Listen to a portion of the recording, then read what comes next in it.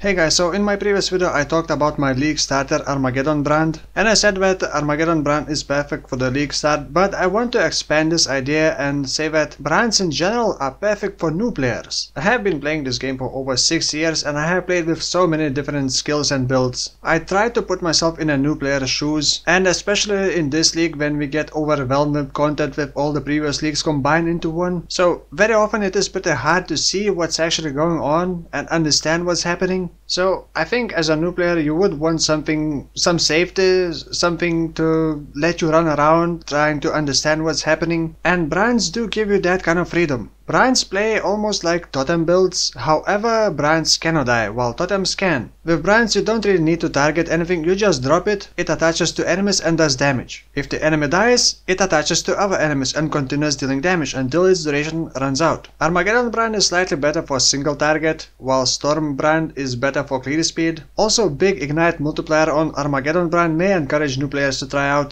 damage over time builds with ignites, which is also a really viable option even for endgame content. With brands you can also attack enemies from around the corner, or cast a frost wall to block enemy pathway to you, or just simply run around trying to figure out what's happening and trying to dodge dangerous stuff, making it pretty easy to deal with bosses, even if you don't know the boss mechanic. Tag the boss and run around, tag again and run around, and continue until the boss dies. Now talking about a bit more complicated game mechanics, brands can be used with curse on hit, triggering elemental overload, triggering elemental equilibrium, while still staying away from danger. Unlike totems, brands are your spells, so they can still leech life to you, or use life gain on hit from spells, or combine both for extra survivability. And while damage on brand skills doesn't seem very impressive, but they do allow you to deal damage while still moving and dodging stuff. So while the damage per second on paper may seem a bit lower than the other skills, but in practice against single target, and I mean against stronger targets, the damage over the duration is very similar if not higher to other skills with higher base damage. And I'm still talking from the new player perspective, since most likely you're not gonna be able to kill highest endgame bosses in just a couple of seconds, 2, 3, 5 seconds, and most likely you will be running around quite frequently trying to not die. And while with other skills you would not be dealing damage while moving, with brands you would still be dealing damage. And once you get to know the game, you can easily refund the build slightly from brands into totems, which is a bit, I guess, more complicated than brands. Or you could still quite easily refund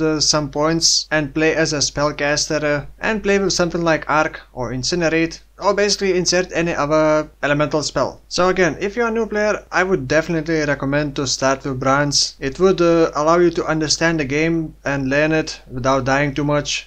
Now, normally my channel is focused more on meme builds and off-meta builds, but right from the start of the league I was quite busy, and I will continue being busy almost until Christmas. So I didn't really have time, and to be honest I didn't really have a lot of energy to play more builds and some kind of meme builds and make videos. So this video is kind of a filler, but hopefully useful for new players. I did however also wanted to update my semi-ignite Armageddon build. In video description I will include path of building import code with the finished build, and by finished I mean extremely cheap version. The damage could be pushed way higher for that build, but I wanted to keep it very reasonable starter for new players, and that build ended up costing like probably 30 hairs combined, maybe 40 if you include mastercrafts. Oops, masters are no more, I mean bench crafting. I did reach level 88, upgraded a couple more items from the previous video, and attempted Phoenix, and while the fight wasn't fast, but it was definitely easy. Like I said, tag the boss, run around. I may do another brand build in the future and focusing on